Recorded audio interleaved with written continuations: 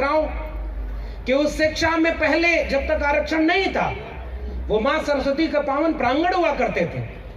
वहां तो यूआर की पोस्ट पर किसी दलित पिछड़े आदिवासी को न तो एडमिशन मिलता था, न प्रोफेसर बनाते थे। जब ये रिजर्वेशन लागू हुआ तो उन्होंने कहा नॉट अवेलेबल, यानी लोग अवेलेबल ही नहीं है जो मिनिमम एलिजिबिलिटी को क्वालिफाई करते हुए। और जब एलिजिबल लोग आने लगे तो उन्होंने कहा नॉट फाउंड सुटेबल, दलित पिछड़े आदिवासी सुटेबल नहीं है प्रोफेसर बनने के लिए। और जब सुटेबल भी हुए, अवेलेबल भी हुए, तो उन्होंने 13 पॉइंट रोस्टर लागू किया कि अब इसमें प्रोफेसर की पोस्ट जो SC ST OBC की है वही खत्म हो जाए। पूरे देश ने एकजुट होकर के लड़ाई लड़ी, बहुजन संगठनों ने, दलित पिछड़े आदिवासी पसमानदा तबके के लोगों ने एकजुट करके रोस्टर को वापस दिलाया। अब वो नई शिक्षा नीति के तहत उस पूरी शिक्षा को निजी हाथों में बेच रहे हैं। ये है निजीकरण। और जब निजी हाथों में शिक्षा बिक जाएगी तो आप जाके इसी दिल्ली के चारों तरफ देखिए, Ashoka, Galgotia, MT, lovely professional university में कोई रिजर्वेशन नहीं, और आपके गांव के बच्चे उन विश्वविद्यालयों में न पढ़ते न पढ़ाते। इसीलिए वो DU, JNU, Jamia, AMU, Allahabad, BHU, Hyderabad, तमाम विश्वविद्यालयों को बर्बाद कर रहे हैं। तो पहली लड़ाई जो निजीकरण के खिलाफ लड़ी जानी चाहिए वो शिक्षा को बचाने की लड़ाई होनी चाहिए। बिना शिक्षा के कोई मुक्ति नहीं। और आप शिक्षित नहीं होंगे तो आपके बच्चों को अचानक कोई आकर बोलेगा कि हमने नाली के घास से चाय बनाई थी। गणेश जी पहली प्लास्टिक सर्जरी है। महाभारत काल में इंटरनेट हुआ करता था, और अचानक फिर कहेंगे कि 85% लोगों को हिंदू हम बना रहे हैं, वो हिंदू धर्म खतरे में, रामलला हम आएंगे, मंदिर वहीं बनाएंगे।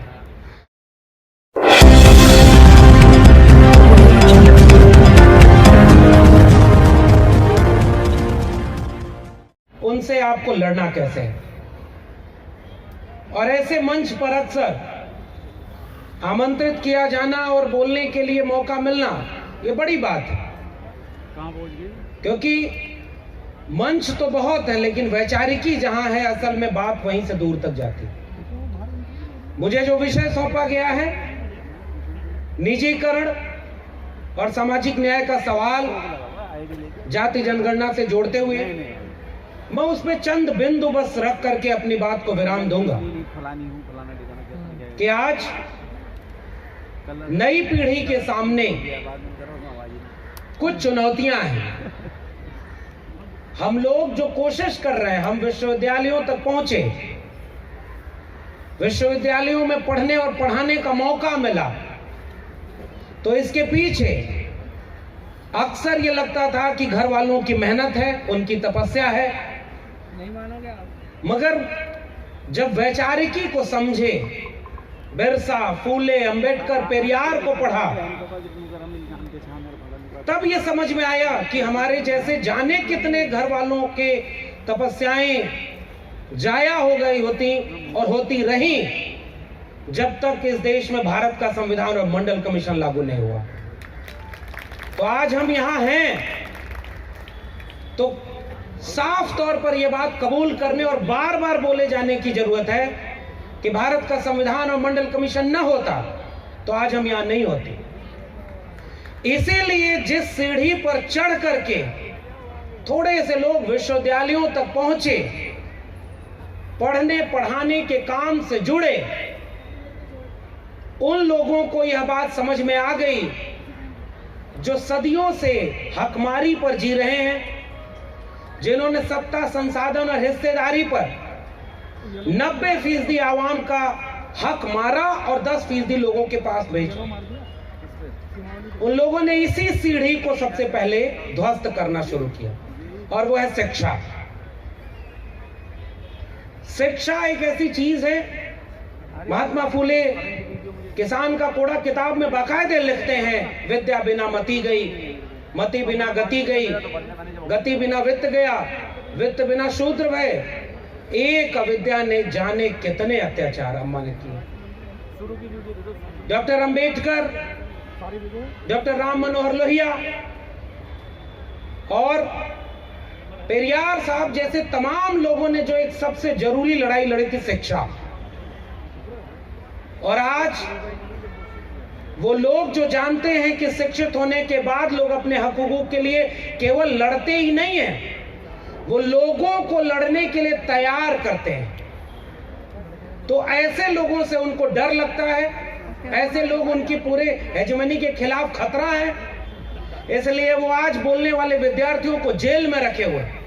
मैं इस मंच से याद करना चाहता हूं प्रोफेसर हनी बाबू को, प्रोफेसर आनंद तेलतुंबड़े को, गौतम नवलखा को और तमाम छात्रों को जो आज जेलों में हैं। वो केवल इसलिए कि जो बोल रहा है, जो समझा रहा है, उससे उन्हें खतरा है। तो पहली बात, चाहे वो निजीकरण की हो या जाति जनगणना की हो, इससे जोड़ करके मैं एक बड़ी चुनौती की तरफ इशारा कर रहा हूं कि उस शिक्षा में पहले जब तक आरक्षण नहीं था, वो मां सरस्वती का पावन प्रांगण हुआ करते थे। वहां तो यूआर की पोस्ट पर किसी दलित पिछड़े आदिवासी को न तो एडमिशन मिलता था, न प्रोफेसर बनाते थे। जब ये रिजर्वेशन लागू हुआ तो उन्होंने कहा नॉट अवेलेबल, यानी लोग अवेलेबल ही नहीं है जो मिनिमम एलिजिबिलिटी को क्वालिफाई करते हुए। और जब एलिजिबल लोग आने लगे तो उन्होंने कहा नॉट फाउंड सुटेबल, दलित पिछड़े आदिवासी सुटेबल नहीं है प्रोफेसर बनने के लिए। और जब सुटेबल भी हुए, अवेलेबल भी हुए, तो उन्होंने 13 पॉइंट रोस्टर लागू किया कि अब इसमें प्रोफेसर की पोस्ट जो SC ST OBC की है वही खत्म हो जाए।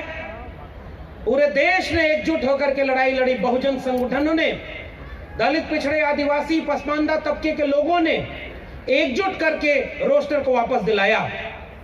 अब वो नई शिक्षा नीति के तहत उस पूरी शिक्षा को निजी हाथों में बेच रहे हैं। ये है निजीकरण। और जब निजी हाथों में शिक्षा बिक जाएगी तो आप जाके इसी दिल्ली के चारों तरफ देखिए, Ashoka, Galgotia, MT, lovely professional university में कोई रिजर्वेशन नहीं, और आपके गांव के बच्चे उन विश्वविद्यालयों में न पढ़ते न पढ़ाते। इसीलिए वो DU, JNU, Jamia, AMU, Allahabad, BHU, Hyderabad, तमाम विश्वविद्यालयों को बर्बाद कर रहे हैं।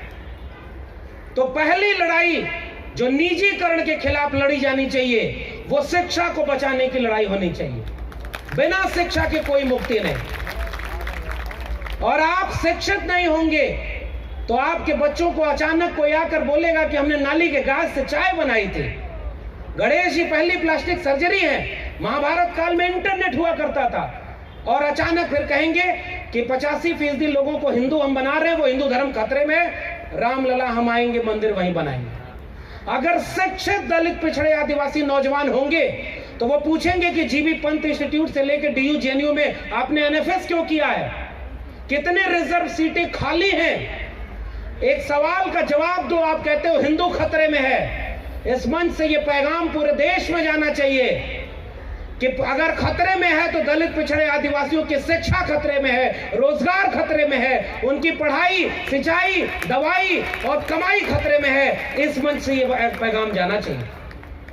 और वो पैगाम इसलिए जाना चाहिए क्योंकि अगर जाति जनगणना हो जाएगी तो एक राज खुल जाएगा कि इस देश के अकादमिक शिक्षण संस्थानों में 90 से 95 पदों पर आज भी एक ही जाति के लोगों का कब्जा है, एक ही तबके के लोगों का कब्जा है।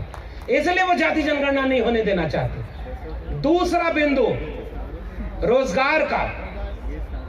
90 के बाद तो आप नई नीतियां ले आए। 1950 में जब भारत आजाद हुआ तो एक भरोसा दिलाया गया था कि हम सबका मुल्क बनाएंगे। बाबा साहब ने संविधान की प्रस्तावना और 26 नवंबर 1949 को यह बात भी कही कि हमने एक व्यक्ति एक वोट का राइट तो दे दिया है, मगर जब तक सामाजिक और आर्थिक गैर बराबरी दूर नहीं होगी, राजनीतिक बराबरी हासिल नहीं की जा सकती। उसके बाद इस देश को एकजुट होना था ना। इस देश के 85% लोगों के पास 85% जमीन का मालिकाना हक होना था। 85% प्रोफेसर इन विश्वविद्यालयों में होने थे, 85% वकील होने थे, 85% जज होने थे, 85% ब्यूरोक्रेटी होनी थी, 85% व्यापारी होने थे।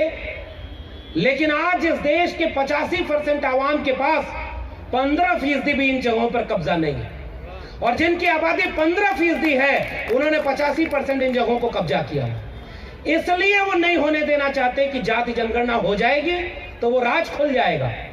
इस मंच से आप लोगों को समझाने जाइए, हम कोई नई लड़ाई नहीं लड़ रहे। जब डॉक्टर लोहिया ने कहा था किसन सोपा ने बांधी गांठ, पिछड़ा पावे 100 में 60, उस नारे को बहुजन नायकों ने बढ़ाया। बाबू जगदेव प्रसाद कुशवाहा और रामस्वरूप वर्मा जी ने कि 100 में 90 शोषित हैं, शोषितों ने ललकारा है, धन धरती और राजपाट में 90 भाग हमारा है। जाति जनगणना और निजीकरण की लड़ाई थी 90 भाग की। तीसरी बात, वो 90 भाग किस बात का? आप कहते हो राम राज्य लाएंगे, तो राम को अपने पास रखो, राज को हमें दे दो। इस 90% आवाम का राज कहां है? उस राज के लिए जो जमीन को जोते बोए वो जमीन का मालिक होए। त्रिवेणी संघ का जिक्र करना चाहता हूं इस बड़े मंच से। ओबीसी समाज के ऊपर एक आरोप लगाया जाता है कि वो लोग कभी जागरूक ही नहीं रहे, उन्होंने कभी कोई लड़ाई नहीं लड़ी। आप इतिहास पढ़िए, 1930 में त्रिवेणी संघ बना। थोड़ा सा वक्त लूंगा। त्रिवेणी संघ बनने के बाद शिवदयाल सिंह चौरसिया जी थे उत्तर प्रदेश में, और उन्होंने एक संगठन बनाया आदि हिंदू सभा। और ब्राह्मणों के पास जब गए और उन्होंने कहा कि हमारे संगठन में शामिल होइए, तो ब्राह्मणों ने कहा कि हम ब्राह्मण नहीं है, हम हिंदू नहीं है, हम तो आर्य हैं।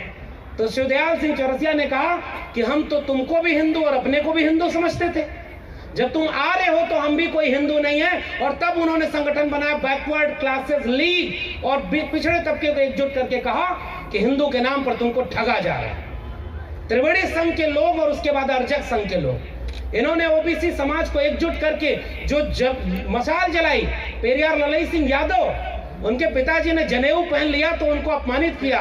उन्होंने चौराहे पर उस ब्राह्मणों को पटक के मारा और कहा जनेऊ हम भी पहनेंगे, लेकिन ऐसा जनेऊ हम तिरस्कार करते हैं जो हमें पहनने का हक नहीं। तो वो जो लड़ाई पूरी शामिल हुई थी, बैकवर्ड क्लासेस लीग, त्रिवेणी संघ, अर्जक संघ, 1948 में लखनऊ में 2 बड़े अधिवेशन हुए थे। एक की अध्यक्षता डॉक्टर भीमराव अंबेडकर ने किया था और दूसरे की अध्यक्षता पेरियार ईवी रामास्वामी नायकर ने किया था। यह है बहुजन एकता। हमें तो अपना इतिहास ही नहीं पढ़ने दिया गया, और आज लोग कहते हैं कि ओबीसी को जगाने की जरूरत है। ठीक बात है, जगाने की जरूरत है, मगर एक बात मैं कह रहा हूं, जितना भटका हुआ आज दलित है, आदिवासी है, उससे थोड़ा सा मात्रा में ज्यादा ओबीसी है, बस फर्क इतना ही है। हमारे यहाँ बहुजन नायकों की विरासत को हमने नई पीढ़ी को पढ़ाया नहीं, समझाया नहीं, इसलिए भटकाव आया। अगर ललई सिंह यादव, चंद्रिका प्रसाद जिज्ञासु, रामस्वरूप वर्मा, जगदेव बाबू के बारे में हम बताते, उनके नारों को बताते कि जिसमें समता की चाह नहीं वह बढ़िया इंसान नहीं, समता बिना समाज नहीं, बिन समाज जनराज नहीं, ब्राह्मणवाद की क्या पहचान, गिटपिट बोले करे न काम, मानववाद की क्या पहचान, ब्राह्मण भंगी एक समान। पेरियार ललई सिंह के उस नारे को बोलते कि बलिदान न सिंह का होते सुना, बकरे बलिवेदी पर लाए गए, न काटे टेढ़े पादप गए, सीधों पर आरे चलाए गए, विषधारी का बाल न बांका बया, विषहीन सदा तड़पाए गए, विषहीन सदा तड़पाए। विरासत हमारे पास है। इस मंच से मैं अपील कर रहा हूं अपनी तीसरी बात कि नौजवानों को समझाइए कि आपकी विरासत क्या है। हमने अंबेडकर, फूले, पेरियार को पूजना शुरू कर दिया, जबकि उन्हें पढ़ने की जरूरत थी। अगर हम पढ़ते तो नई पीढ़ी तैयार होती, और उनसे कोई नारा लगाने के आके कहता कि अभी अयोध्या झांकी है, मथुरा काशी बाकी है, तो हमारे नौजवान उसका कॉलर पकड़ के कहते कि शिक्षा, रोजगार, स्वास्थ्य की लड़ाई, जाति जनगणना और निजीकरण की लड़ाई बाकी है। मंदिर तुम लड़ो, हम विश्वविद्यालय के लिए लड़ेंगे, स्कूल बनाने के लिए लड़ेंगे। ये तीसरी मेरी बात है कि आपने अपने इतिहास से अपने विद्यार्थियों को, नौजवानों को प्रेरित नहीं किया। इस सभागार में महिलाएं और बच्चे यहां पर दिख रहे हैं, मैं उनकी तारीफ करके हुए एक बात कह रहा हूं। पुरुष घर की 4 दीवारी के दहलीज पर जाकर उसकी क्रांति रुक जाएगी, मगर एक महिला अगर सशक्त होगी तो वो चूल्हे पर बैठकर दूसरी महिला को समझाएगी कि बहन हमारे यहाँ क्रांति करने की दिक्कत इसलिए हुई क्योंकि हमारा हक छीना जा रहा है। फूले, अंबेडकर, पेरियार तीनों ने तीसरी जो सबसे महत्वपूर्ण बात की थी, महिलाओं की मुक्ति की बात। बहुजन आंदोलन इसलिए सफल नहीं हो पा रहे कि हमने महिलाओं को बराबरी का हक नहीं दिया। चौथी और आखिरी बात कह करके आपसे ये बात कह रहा हूं कि निजीकरण कॉन्सेप्ट ही गलत है। इस देश में निजी कुछ भी नहीं है। मंडल कमीशन की सिफारिश में एक बात कही गई है, और मैं तो कह रहा हूं घर घर से जब तक रामचरितमानस, गीता, वेद, पुराण को बाहर नहीं करेंगे और 2 किताबें अपने घर में रखिए, भारत का संविधान और मंडल कमीशन की रिपोर्ट, क्रांति वहां रुकी हुई है। और उस मंडल कमीशन की रिपोर्ट में कहा गया है कि निजी जैसा कोई क्षेत्र ही नहीं होता। अगर सरकार से 1 रुपए की भी मदद आपने ले ली तो कोई निजी क्षेत्र वो रहा ही नहीं। फिर किस बात का प्राइवेटाइजेशन? अब ये लोग नया उसको एक नया नाम दे रहे हैं, मोनेटाइजेशन कर रहे हैं, हम उसको मौद्रिकीकरण कर रहे हैं। ये वो लोग हैं जो नाम बदल करके राज कर रहे हैं। मैं उन लोगों के सामने बस आपसे आखिरी बात कह के जा रहा हूं कि मंडल कमीशन की रिपोर्ट में जो सिफारिश थी, जिस दिन हम वो मांग बुलंदी से उठाने लगे कि जितने भी निजी सेक्टर हैं उसमें बहुजन तबके को 85% आरक्षण दे दो, देखिए निजीकरण न रुक जाए तो कहिएगा। ये आरक्षण नहीं दे रहे, इसलिए आरक्षण को खत्म करने के लिए प्राइवेटाइज कर रहे हैं। तो अब जो लड़ाई लड़ी जानी है वो मंडल कमीशन की रिपोर्ट की 40 अनुशंसाओं में शामिल थी। वो लड़ाई है इस देश की 85% जमीन पर 85% आवाम का मालिकाना हक हो। इस देश के 85% प्रोफेसर ओबीसी SC ST तबके से बने, पसमानदा तबके से बने। और निजीकरण के खिलाफ अगर आप ये लड़ाई नहीं मजबूत कर पाए तो एक साथ कई चीजें आपके हाथ से छीनी जाएंगी। पहले तो आपका आरक्षण खत्म कर दिया जाएगा। आरक्षण खत्म करने की घोषणा नहीं की जाएगी। जैसे इस समय तानाशाही लागू है इस देश में, हिटलरशाही लागू है, आपातकाल लागू है, लेकिन कोई घोषणा नहीं है। आज उसी तरह से संविधान को खत्म किया जाएगा, लेकिन संविधान बचा रहेगा। तस्वीरों और आईनों में बाबा साहब की मूर्ति पर तस्वीर पर उनको माला चढ़ाएंगे और उसके बाद उनके खिलाफ काम करेंगे। तो मैं केवल ये अपील करके आपसे ये बात कहने आया हूं कि इस तरह के बौद्धिक मंचों को अब गांवों तक ले चलने की जरूरत है। उत्तर प्रदेश के चुनाव में एक बात यह तय होनी है कि 22 में अगर भाजपा नहीं हारी तो 24 में भी नहीं हारी। लेकिन मैं आखिरी बात कह के जा रहा हूं, हमारी चुनौती कोई एक पार्टी या कोई नेता नहीं है। हमारी चुनौती वह विचारधारा है जो ऐसे नफरती नेताओं को पैदा करती है, जो उत्तर प्रदेश के मुख्यमंत्री के पद पर बैठ करके कहता है ठोक दो, जो देश के प्रधानमंत्री के पद पर बैठ करके कहता है कि इस देश में कपड़ों से पहचान लो अपराधी कौन है।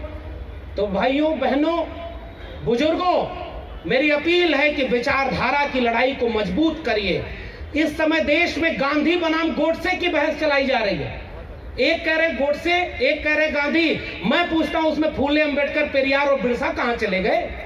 कौन सा राष्ट्र बनाओगे बिना बिरसा, फूले, अंबेडकर, पेरियार, अब्दुल कयूम अंसारी, आसिम बिहारी और भगत सिंह के सपनों के भारत का कहां गया वो डिबेट?